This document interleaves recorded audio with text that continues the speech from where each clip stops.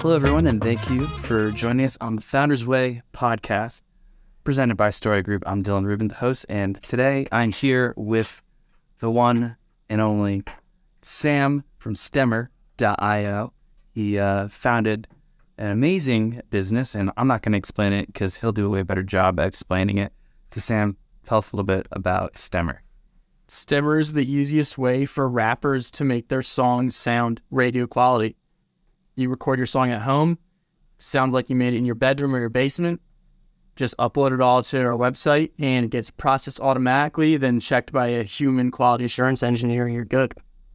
So where did you get this initial idea from? 'Cause I know that AI is, blowing up lately in the zeitgeist, but pairing it with the service that rappers need, which is mixing and mastering their songs, is something that's quite unique. So where did you get that from? Well, it just happens to have some AI in our system, and it happens to be also what's blowing up in popularity. So that's some nice thing we happen to be in this hot space, but that's just a coincidence. So it started before I was solving different problems with STEMR. I was making tools for audio engineers to organize their files, and I was testing minimum viable products to solve that, but people weren't biting.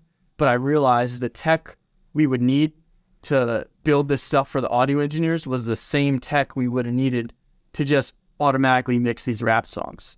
And I knew without a doubt that that's the future, or at least a part of the future, is automation, is making things easy for people. So taking you back a little bit though, so looking at you, you look quite young, yet you have developed a business that, in my mind, I would say seems to be quite an advanced concept. It seems like coding is involved, a knowledge of music production is involved. So there's a lot of different skill sets needed to learn these things. Where did you get your base from for these skill sets? Where did all that come from? What's cool is this STEMR is the accumulation of all of my interests and skill sets that I've developed over many years. I've always been making things. I've always made songs, engineering projects, and businesses. So tried out to be in the music industry when I was 18. I worked in a studio. I went to school for that, but it wasn't for me. I didn't like it. So I quit and went to school for mechanical engineering at University of Delaware. And that's where I started to learn some technical chops and really get my confidence up, and where I learned some little bit of baseline for coding. That's sort of where I got the foundations for this. So you're mentioning something interesting there, which is taking skill sets from various different practices, kind of merging them together. So what gave you that initial insight of combining music production, coding, and also the natural entrepreneurial bug that you had? It's not that deliberate. This is what I do. I never said I want to combine these three things. It's more so I have experience in the music industry, and I found all these problems. I think I could solve these problems. The business aspect isn't this deliberate. I mean, in a way it's deliberate, but it was like, okay, yeah, I'm going to start a business to solve these problems. It'll be great to do that. And then the tech, it wasn't quite me saying I want to use tech. It was just like, yeah, well, we need tech. Okay, tech's just a tool. To me, I'm not one of the type of people who is really into tech for tech. It's just not who I am, but tech is a tool to get the job done to solve the problem. Talk to me a little bit about what initially got you started in coding and building that skill set. It took me a few attempts to really get some experience coding. I tried a couple times, maybe some online learning, but my first really, really challenging coding course was at the University of Delaware with Dr. Harvey, my Intro to Computer Science course. Hardest thing I've ever done. I took 5 engineering classes that first semester of college. This one I did. This is what every single week for 12 weeks straight, all I was doing was trying to solve these coding problems. Because I was afraid. I was so afraid. If I don't learn how to do this, I'm going to be screwed my future years in engineering. So that was my first coding course. And why did you do that? Were you planning on building a software company at that point in your life, or you just thought it was a useful skill that you wanted to learn? So at that time, I had a co-founder with STEMR, and we disagreed on everything, and neither of us could code. So we were always planning to get a third co-founder who could build this software. And we were like, the plan was we're going to figure out what we'll build if then we'll get someone to build it. But we couldn't agree on what to build. So I just said, you know what? I'm just going to learn to code so I can build this thing the way I want to build it. And that's what made me like actually learn this. How did you get your first customer for Stemmer? Oh, so that's a great one. So for the Stemmer that we have now, the automated mixing, I did what I was taught at school, which is launch a minimum viable product. Just see if people want what you had. So I just made a post on my Instagram, a story post that said, hey, we have this automated mixing system, or AI probably is what we said, to see if people would want it before we went and build it. And that first post, his name's Omar. I can't remember his username, but this one artist, he swiped up. He became a customer like from day one without any of the tech built. So what were some of your initial obstacles with Stemmer? Biggest obstacle was motivation. I think the biggest initial obstacle that I still face, but less and less, is just trying to build I was setting out to build something that everybody said is impossible to build. I didn't know if I could build it, and I'm sacrificing a lot of things to try and build this. So just keeping going is one of the biggest obstacles. What did keep you going? There's a couple things. One thing that just keeps me going for the most part is this is just very natural for me. I always start businesses. I always have a project I'm working on, but there's been a lot of times where I really came close to quitting. Sometimes it's external factors that show me this is big. For example, I went viral on TikTok. And before that, I was telling my friend and my old co-founder, Julian Valera, I kept saying, dude, like, I don't know, man. I put in a year. I'm kind of ready to call it quits. And the next thing you know, go viral on TikTok, 20,000 people on the website. I see this huge, huge pull for it. So now I know, great, people want this.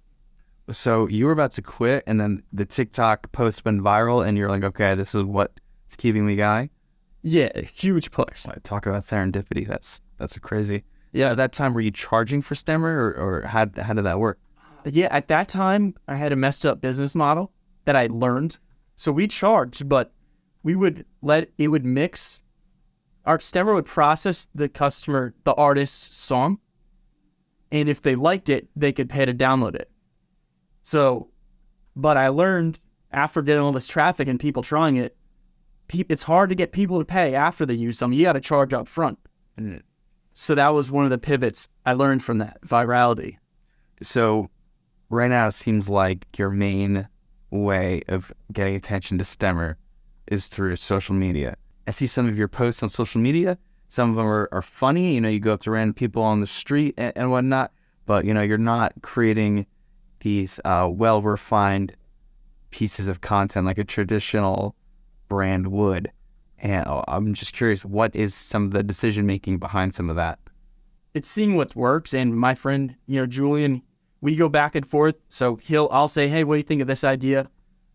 The decision-making is looking to see what content does well. It's pretty obvious to look at social media and notice that traditional content, maybe from 20 years ago, isn't going to work. It seems like it's like you're really using this model of UGC, user-generated content, which is, content that people can make just with their phone, Once I saw the power of, oh my God, if you make good content, it gets rewarded no matter what. It's very objective. In social media, especially TikTok, it's democratized. If you make good content, it's getting showed. So when I see I can get 3 million views for free, I never want to spend money on an ad again.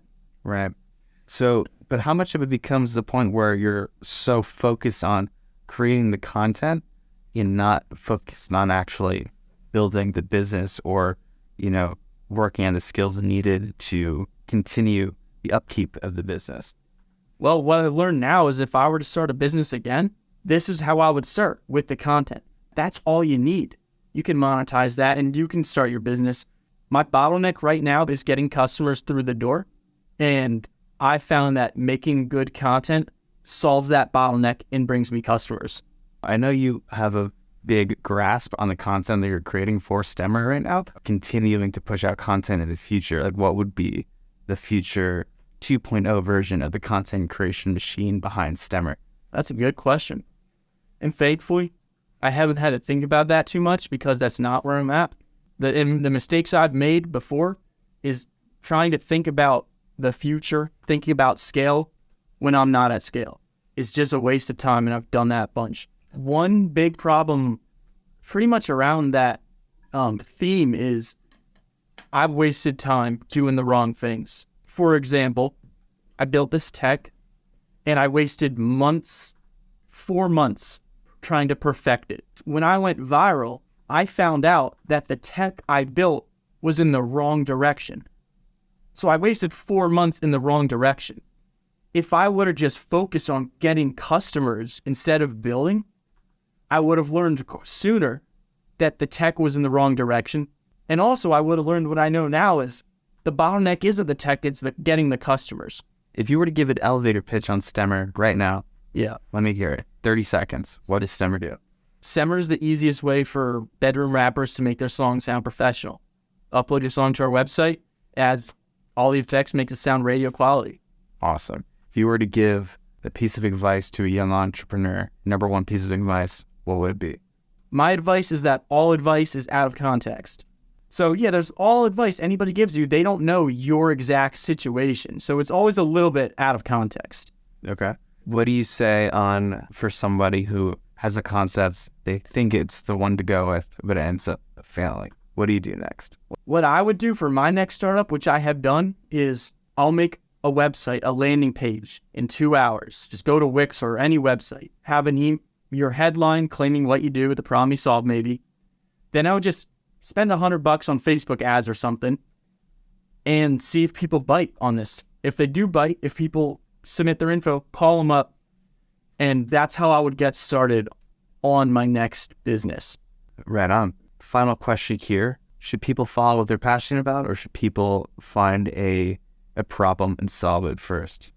I think the best way to start a business is to solve a problem. I've started multiple businesses, multiple music, more creative type businesses that I'm passionate about. And it's hard if your business is something really creative, like being a beat maker or an artist. What problem are you really solving? There's plenty of good music out there. Doesn't mean you're not going to make great music, but I think I would lean towards solving a problem over following a passion. Sam, thank you very much for joining us here today. Appreciate you, man. Where can they find you, Sam? Instagram, TikTok at stemmer.io. Website, stemmer.io. Awesome. All right. See you in the next one, folks. Bye-bye.